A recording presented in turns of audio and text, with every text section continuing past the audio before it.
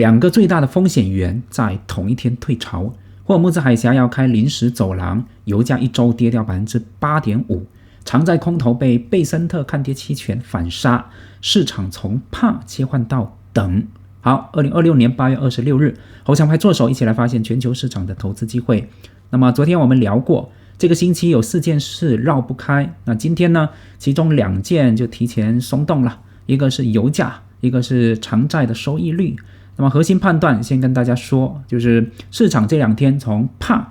已经切换到了等，但是这个平静是有条件的。那么今晚的 PCE 和英伟达就是验货的2道关卡。那我们先看霍尔木兹海峡那边，伊朗外长和阿曼外交大臣在德黑兰见了面他们发了联合声明，说双方要建一条临时联合海上走廊，那么外加一个扫雷项目，就是先让霍尔木兹海峡的那些货船先走起来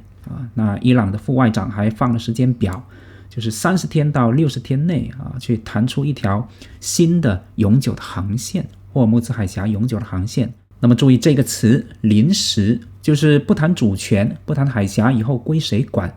先恢复通航再说。那么他们这是把政治问题降级成技术问题在处理但是呢有降级才好谈嘛。那么这条海峡自3月以来基本关闭全球1/5的石油和液化天然气从这里经过。那所以消息一出来，布伦特原油直接跌了 2.5%， 今天继续在跌。那么现在呢，现在的布伦特价格在每桶 85.9 86美元每桶左右附近。那本周呢，它累计跌了 8.5%。那特朗普那边也没闲着他在社媒上说，美国海军已经把海峡里面的水雷清完了。他还放了句狠话，说伊朗已被告知，任何布设新水雷的船只都将立即并系统性的被摧毁。但是这个特朗普讲的这个清完了他也不给证据，而且呢他也不止一次这么在说。那欧洲官员呢一直是不信的，因为扫雷它是个慢活它不是发一条的这个社交媒体推文就能清完的。那为什么双方都突然愿意动呢因为两边现在都很难受，不管是伊朗还是美国还是特朗普现在都很难受。伊朗这边呢，美国周一刚刚扩大了对伊朗的制裁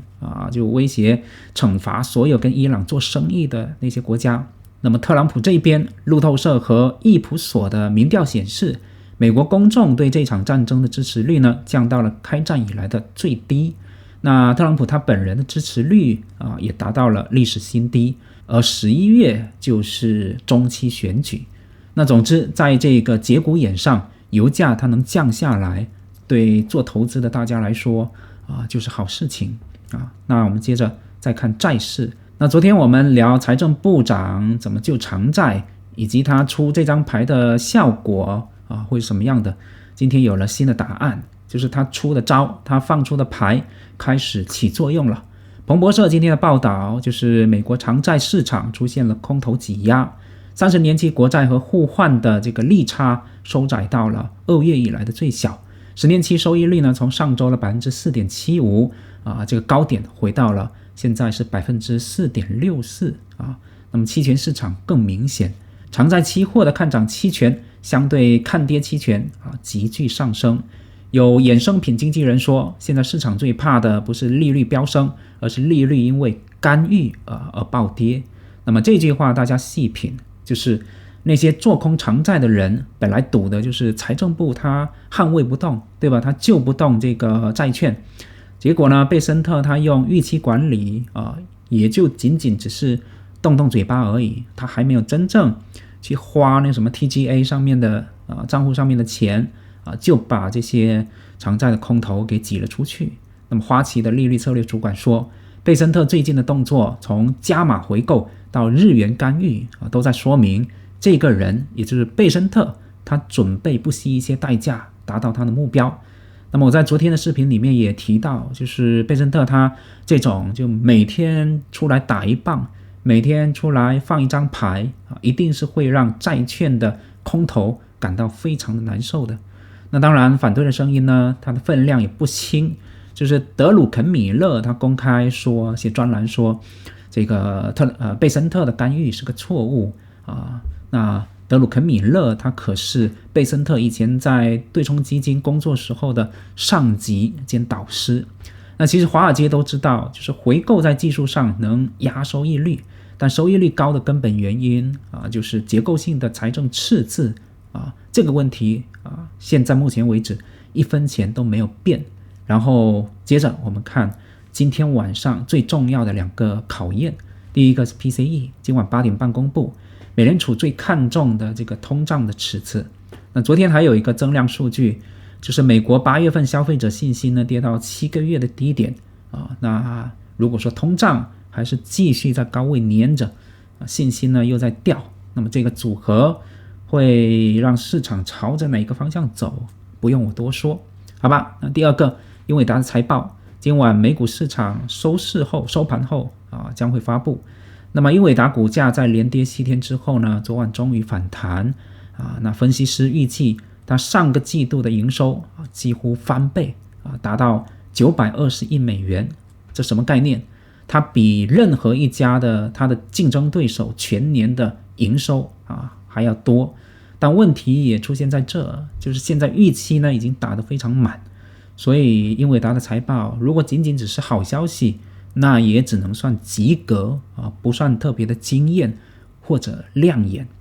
而且 OpenAI 还放话说他们自研的新芯片在测试的效果当中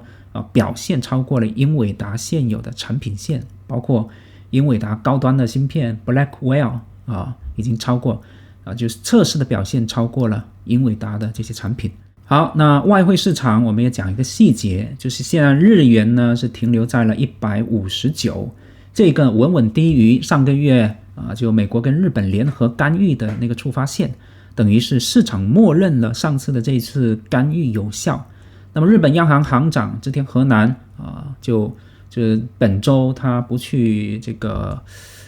全球央行年会的那个会议，杰克逊霍尔，那他是派委员带去但是路透社调查显示，多数经济学家预计日本央行9月份可能再次加息。然后黄金今天小跌但是也还好，它等同于是在高位歇脚，在高位横盘整理。那么比特币在79000附近那这2天79000这个位置死活它都跌不下去，跌不破。那么这种大幅上冲后的不回踩，或者说一个关键位置跌不破，本身呢就代表着强势。但是对于空仓的人来说，这种局面你也很难，你要去参与也很难去上仓位就是了。那最近我一直在讲，就是行情再次启动之前要让自己在场，而这个在场它是分轻仓在场还是重仓在场的。当你入场的时候，可以非常容易的找到止损位，并且止损位离自己入场的那个位置很近，这种时候呢，你可以重仓入场，对吧？但是当止损不好找，下方还有很大乖离空间的时候，那么关键均线呢也离价格很远，止损不好做那这个时候呢，你就要从更小级别里面去做，而更小级别里面去做呢，你就只能轻仓入场那随后保持清仓在场接着就是耐心的等待，好吧？那今天呢，我们西游就先重点关注晚上8点半 PCE 的数据。那如果说数据符合预期或者低于预期，黄金和比特币将会再获得燃料。